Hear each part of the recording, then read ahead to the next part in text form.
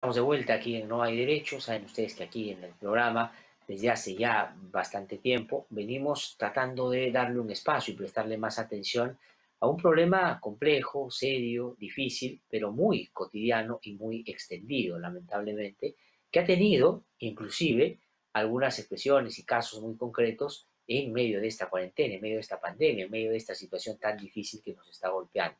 Y es la trata de personas, que afecta a varios sectores, pero lamentablemente a sectores mucho más desvalidos, desprotegidos y vulnerables como niños, niñas, adolescentes y mujeres. Por eso es bueno siempre prestarle atención.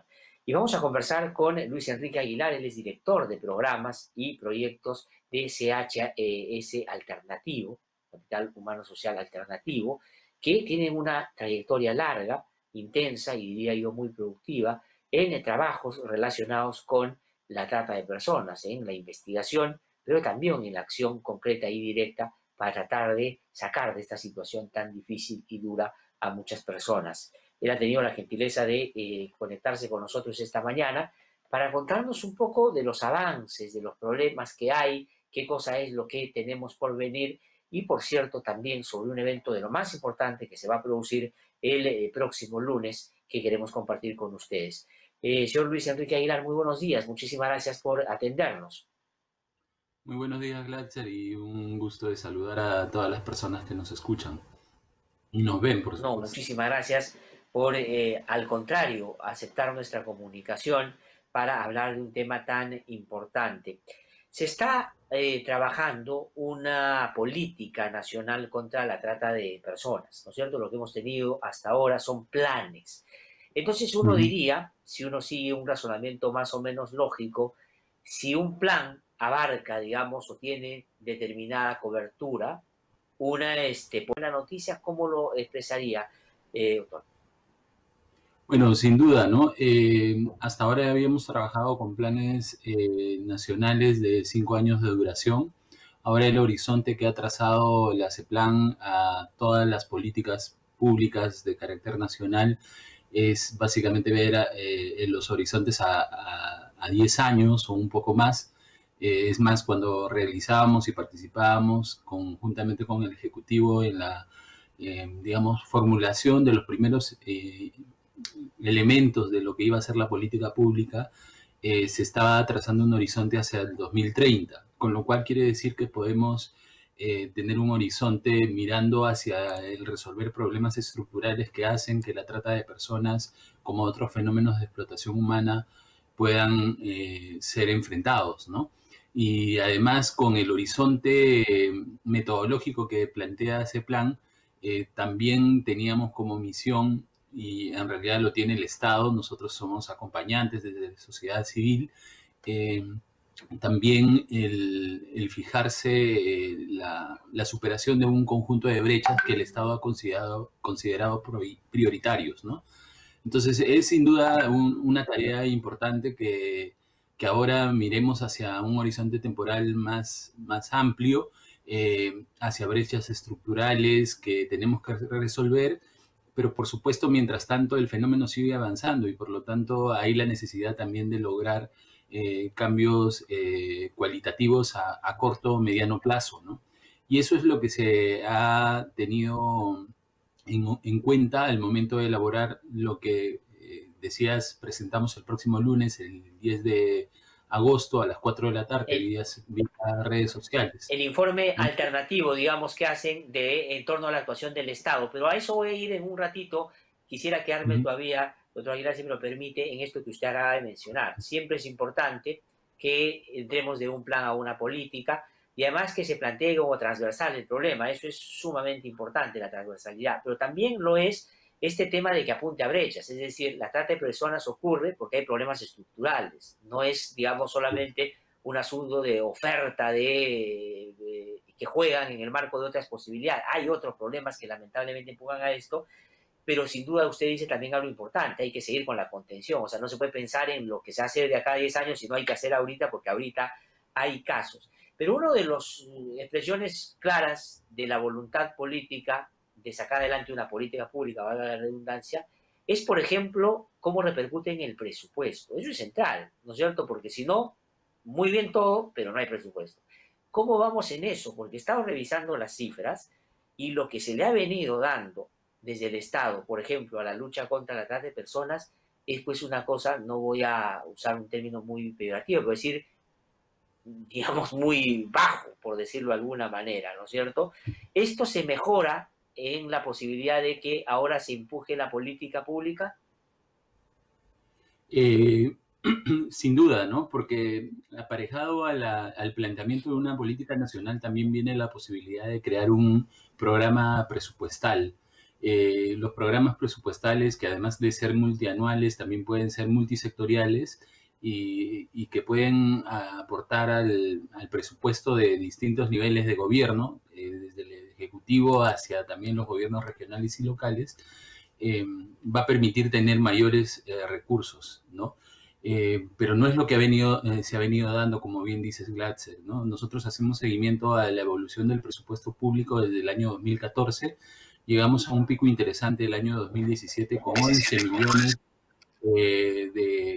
de presupuesto, pero de ahí nuevamente como la curva como si hubiera habido un martillazo en el presupuesto público, nuevamente comenzó a bajar y el año 2019 estamos terminando, lo hemos difundido ya en redes sociales, así que lo puedo comentar, estamos terminando con 7 millones de presupuesto proyectado, porque no necesariamente es el ejecutado, ¿no? ¿Eso qué quiere decir? Que en el año 2019 el Estado peruano ha invertido cerca de 0.23 céntimos soles, es decir, 23 céntimos de sol por persona, ¿no? Con eso tiene que enfrentar no solamente la atención directa a las víctimas de trata, la persecución del delito, sino que además la prevención, ¿no? Es decir, evitar que las personas en situación de riesgo, especialmente, pero en realidad todas las personas del país, caigan en situaciones de explotación. Entonces, es sin duda una problemática que tiene que enfrentarse. De esto dio cuenta el anterior Congreso, hay que reconocerlo, cuando aprobó una ley que declaraba de prioritario cumplimiento el hecho de la creación de centros de atención especializadas en materia de trata de personas, que se han creado, por cierto, a nivel por lo menos de niños, niñas y adolescentes, pero que también establecía la creación de un programa presupuestal, ¿no? Y daba 180 días al Ministerio del Interior, acompañado del Ministerio de Economía y Finanzas, para desarrollar ese programa presupuestal. Estamos hablando del año 2018, estamos en agosto del 2020 y todavía el programa presupuestal no se tiene.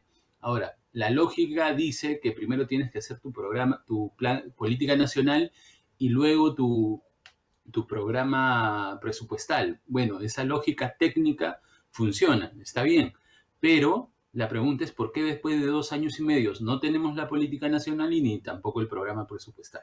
Entonces creo que es un déficit importante No, es importantísimo, doctor Aguilar, pero además quiero decir que el asunto es más difícil, complejo y grave todavía, porque de lo que se destinó el 2019, que fueron los 0.23 por persona, lo que ya es una cifra pues ínfima, se ejecutó 0.16 por persona. Entonces, tenemos un problema, no solo de que es muy poco, sino que de eso poco no se gasta, o sea, digamos, ahí ya no se sabe qué cosa puede estar pasando. Y ahí hago el link con el informe que hacen ustedes, digamos, de la actuación del gobierno, el informe alternativo, ¿no es cierto?, que se hace. ¿Cómo ven desde esa perspectiva? Primero, sumemos de lo que se da como presupuesto, que ni siquiera se termina de gastar lo poco que se tiene, y qué otras cosas, en términos tanto positivos como de retos todavía pendientes, plantean ustedes en el informe. Además, sé que se va a presentar y me imagino que no nos va a dar todos los detalles, pero ¿cómo hacer para llamar un poco la atención a que la gente pueda participar también en ese tipo de conversaciones sobre este tema tan importante? Sí, el 10 de agosto vamos a estar reunidos con la Defensoría del Pueblo, con el Congreso de la República y por lo que pude ver de las personas que se han ido inscribiendo en esta que va a ser una actividad totalmente pública a través de redes sociales, desde nuestra página web, en Facebook, lo pueden ver sin necesidad de registrarse, pero los que quieran estamos difundiéndolo a través de Zoom y a través de Facebook Live, entonces lo pueden ver. Pero en ese esfuerzo vamos a plantear un conjunto de retos que todavía quedan pendientes o que han surgido en los últimos 2 años, ¿no? Lo primero que habría que decir es que hay lugares comunes retos que son históricos dentro del planteamiento de la política de lucha contra la trata de personas y que uno no termina de entender todavía por qué no se superan, ¿no? Por ejemplo, una de las cosas que demostramos con información, además que nos da el Estado, ni siquiera es que nosotros la produzcamos, Claro, las dificultades que hay para tener claridad respecto a la estadística en relación a los casos, a las víctimas, entre otras cifras que nos ayudarían a programar la política pública. Ahora, no es una cuestión de números nada más, y es que sea que uno lo vea desde la perspectiva de la persecución del delito, o sea que lo vea desde la política pública, desde la gestión del Estado, en ambos casos se necesita saber qué verdaderamente está pasando en materia de trata de personas, ¿no? claro. No se puede hacer análisis criminal, para los que son abogados y criminalistas, no pueden hacer una proyección de qué está pasando, prospectiva, también se le denomina, respecto a cómo enfrentar el delito, porque simplemente Sí, no pues. sé dónde hay mayor cantidad de casos, por decir una primera cifra, ¿no? Y lo otro, por supuesto, tiene que ver con que no se puede decidir dónde invertir más si tampoco sé el nivel de incidencia delictiva, cómo se relaciona con otros fenómenos criminales, entre otras cosas. Entonces, ese que es un lugar común que ya creo que CHS lo ha dicho en bastantes oportunidades, lo ha reconocido el propio Estado, es un esfuerzo que dificulta todo el proceso. Y Ujú. tiene un impacto directo en lo que tú nos planteabas al principio, tu pregunta sobre la política nacional. ¿Cómo hacemos política nacional? ¿Cómo podemos elaborar los indicadores que nos piden, por ejemplo, a nivel de la política nacional, si no tenemos data estadística más o menos cierta, ¿no? Y Claro, o además sea, una digamos, data... cualquier cosa puede terminar siendo muy declarativa si es que no se actúa en una realidad concreta. Es decir, la política pública es la materialización de la solución a un problema previamente identificado y bien caracterizado, si no, no tiene ningún sentido. Pero lo que sí dice en la lógica de persecución del delito, por ejemplo, información oficial da cuenta que solo el 4,8% de las personas investigadas en materia de trata de personas tienen una condena efectiva. Por ejemplo, ese es un dato alarmante. No es que esa sea la cantidad de gente que delinque y que comete este delito, sino miren ustedes todo lo que en el camino tiene que pasar para que solo esa gente sea sancionada. Ese es otro tema. ¿Y cómo ha mejorado o no, doctor Enrique Aguilar, en el marco de la persecución del delito, el manejo de los operadores del sistema de justicia y todo lo que la ley prevé deben acompañar ese proceso en su enfoque de cara a la víctima, ¿no es cierto? Porque Ujú. ese no es un asunto menor, no es solo un enfoque, es, digamos, una manera de ayudar o no ayudar a salir del problema complejo a las personas. Efectivamente. Respecto a lo primero, habría que decir que es dentro de todas las dificultades que hay en este momento para saber qué está pasando en realidad con la trata de personas, hay instituciones públicas que sí están haciendo la tarea, por decirlo de alguna manera, ¿no? El Ministerio Público, por ejemplo, e inclusive el Instituto Nacional Penitenciario nos ha permitido tener acceso a información relevante sobre, en un caso, sobre la situación de la víctima y los números de casos de trata de personas eh, registrados a través de las fiscalías especializadas en materia de trata de personas y en el caso del INPE de personas que están en condena, ¿no? Purgando condena. Con eso y con alguna información del Poder Judicial es que hemos podido determinar justamente el nivel de impunidad, porque finalmente uno no puede hablar de otra manera sino de impunidad que todavía existe y que es un reto reconocido por parte de los operadores de justicia. Ahora, desde hace algún tiempo se viene también buscando cada vez más que los operadores de justicia y en general todo operador que tiene que hacer frente a la atención de una víctima de trata trabaje bajo algunos estándares específicos que se conocen como el enfoque centrado en la víctima, ¿no? Y eso implica, entre otras cosas, evitar toda situación, toda pregunta, toda actitud que revictimice a la persona y que la ponga en una situación de nueva limitación o vulneración de sus derechos en el marco de la persecución del delito, en el marco de la atención que recibe. Entonces, En ese sentido hay mucha permeabilidad por parte de los operadores de justicia. Por cierto, nosotros estamos iniciando todo un esfuerzo con el Ministerio Público para trabajar al respecto, para hablar un poco más de su protocolo de vulnerabilidad. Estamos apoyando esas actividades desde CHS Alternativo y por lo tanto el esfuerzo se ha comenzado y eso hay que reconocerlo. Así como decimos las cosas negativas, en el informe alternativo van a encontrar mucha valoración también de las buenas prácticas que a veces no se hacen a nivel nacional, sino inclusive en algunas regiones específicas. Por ejemplo, la articulación en algunos lugares entre los operadores que persiguen el delito y aquellos que tienen que fiscalizar determinadas características a nivel de las municipalidades. O la aprobación por parte de las municipalidades de proyectos de inversión pública, ¿no? Con lo cual están atendiendo casos de trata, brindando servicios y haciendo prevención. Entonces, el informe alternativo tiene ese tipo de información y mucha más que no puedo comentar porque si no quemaríamos la presentación del día lunes. No, es muy importante esto. Yo invito, por supuesto, a que nos están siguiendo que participen, porque yo tengo algunos detalles del propio informe que efectivamente hay que guardarlos para ese día.